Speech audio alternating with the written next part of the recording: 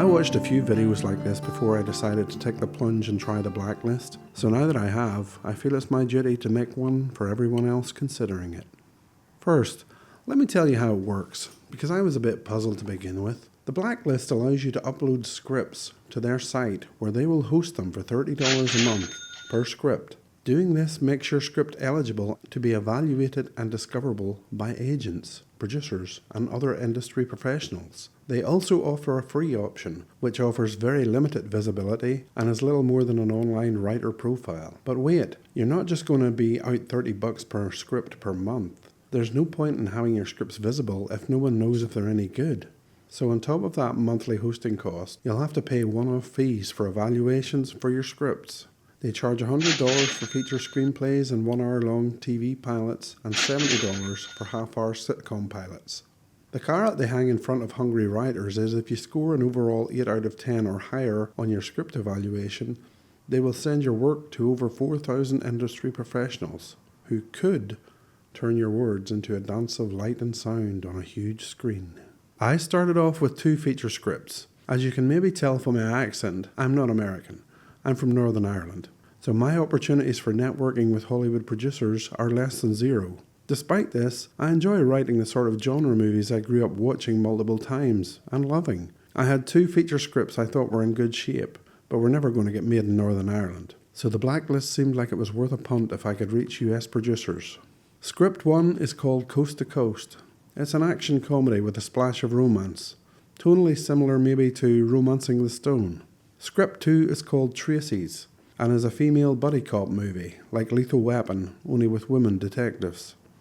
They're both US based and will obviously be huge box office hits when they're made, as well as having some great roles for actresses. That's a personal bugbear of mine that I'll do a whole other video on another time. So after robbing the requisite number of old ladies of their pension, I paid for my hosting and an evaluation for each script. The blacklist says it takes less than 7 days for your evaluation to be returned, but in some cases it may take up to 3 weeks.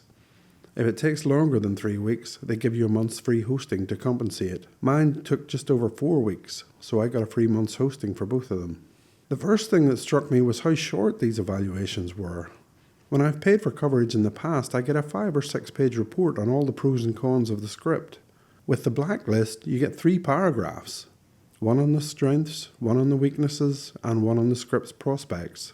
You also get a score for setting, dialogue, character, plot, premise, and then your script's overall mark out of 10. Coast to Coast scored an overall 7, and Tracy's scored an overall 5. Not wanting to base my insane murderous rampage on the opinions of just one person, I submitted them both again. The blacklist assures me you'll never get the same reader twice, and readers don't consider previous reports when assessing your script, and I suppose we'll just have to take their word for that. This time they came back within 2 weeks, and Tracy scored a 7 and Coast to Coast scored a 5. Now, something I noticed about the blacklist scoring system is that whatever the overall score is, tends to be what all the other scores are too. So if the overall score is 5, the scores for location, dialogue, plot, characters, etc. are also 5s or 6s. Does this seem like a lazy shortcut to anyone else? Let's take The Phantom Menace for example, and score it on all the blacklist elements out of 10. In my opinion, this is the worst of the Star Wars prequels, primarily because of how badly it's written. Next time you watch it, just take note of how much repetition there is in it. It drives me feckin' bonkers. So overall, I'll score The Phantom Menace 4 out of 10. It's pretty bad, but it has a few redeeming features. Okay, now the individual elements. Setting. I'll give it a 10. Naboo looks beautiful, Coruscant is incredible, there's an underwater city, and they're all brilliantly realised. On to dialogue. Oh my god. It's pitiful, isn't it? I'm scoring it a 2. It's so wooden, telling the audience the plot all the time and the damn repetition. The repetition. Did I mention the repetition? There's so much repetition in this movie. It really annoys me when stuff gets repeated that we've already been told. Characters, I'll give a solid 7. Because even though what comes out of their mouths is garbage, they're interesting characters. Except Jar Jar Binks, of course. I'm probably taking 3 points off just because of him. Plot is a bit boring. It got panned when it came out for all the political talk in it about trade routes and the like, and the whole betting on a pod race thing is a very convoluted way of getting Anakin into the story, and don't even get me started on the bloody midichlorians. The premise is actually really good, with a virgin birth and a mysterious chosen one being born, the sense of unspecific danger all the other Jedi feel about Anakin. If this had been handled better, this would have been a damn good film. And if you want to see how good this could have been, I suggest you read the novelization by Terry Brooks, which is not a straight script-to-prose translation, but a complete rewrite of George's story and is so much better. I'm giving the premise an 8, so that's what the scores should look like if they're given any thought. They're not all around the same level as the overall score.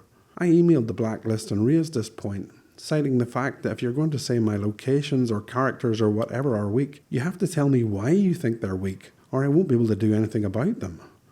They answered with some anonymous copy and paste reply, so I can only assume it's a criticism they get a lot. Now, there's a fair bit of debate online about the difference between a Blacklist 7 and that highly sought after 8. There is a theory that the first script you submit always gets a 7. This makes the hopelessly optimistic writer think that they're only inches away from hitting the big time. So he pays for another evaluation, and another, and another. But that elusive 8 is always just out of reach. I don't know how true this is. On the one hand, I can see how it would absolutely work and make the site lots of money. But on the other hand, it would be a horrible thing to do to us poor writers. And I've seen interviews with the site's creator, Franklin Leonard, and he seems like a genuine guy. So I don't know. Since getting that copy and paste email telling me that they can't go into details of why they score the elements of a script the way they score them, even though that's what I thought I was paying them to do, I've suspended my payments to the Blacklist. To me, their service is like going to a doctor, paying him lots of money for a checkup, then him telling you you're sick, but he can't tell you with what, or what you need to get better. I'm not belittling what the Blacklist does, but the truth of the matter is, everyone's got an opinion, and who's to say theirs are any more valid than yours? If any of these people actually knew what was going to work with audiences and what wasn't, they'd be the most highly paid studio executive in the world. They wouldn't be reading scripts for $100 a pop, though who even knows how much of that the Blacklist takes and how much the readers actually get.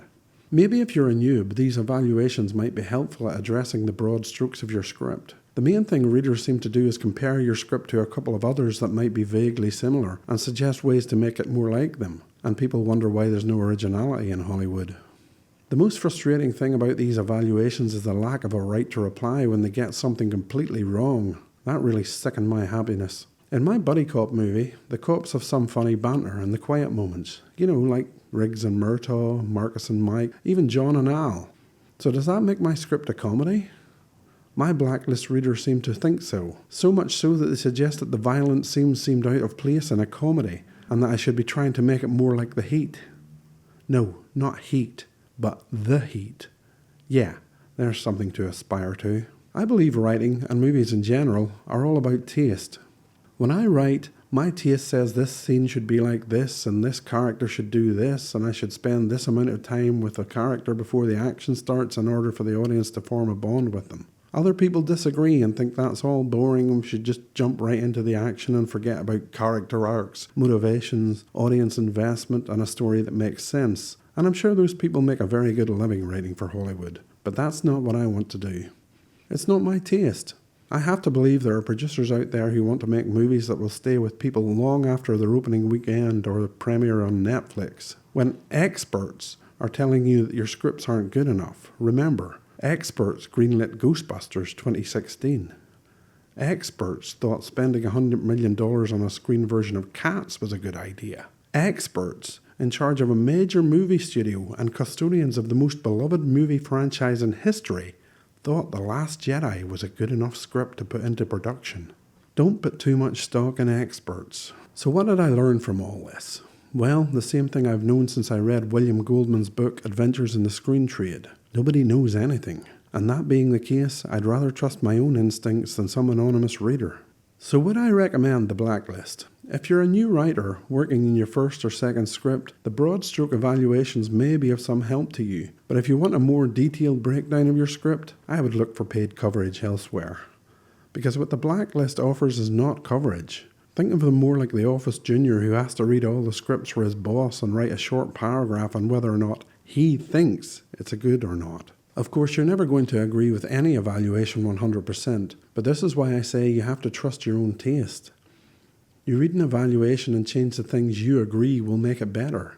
Don't just blindly make changes based on one opinion, because as my experience showed, The next reader might feel totally different. One of my scripts scored low on dialogue without ever saying what was wrong with it. I can't fix a problem if I don't know what the problem is. Obviously, I think that dialogue was appropriate to the characters, so if you don't, you have to tell me why. Argue your point. Convince me. Otherwise, you're just saying your taste counts more than mine, which is just like saying my favourite films are better than your favourite films. They're not. It's just a matter of taste. But what do I know?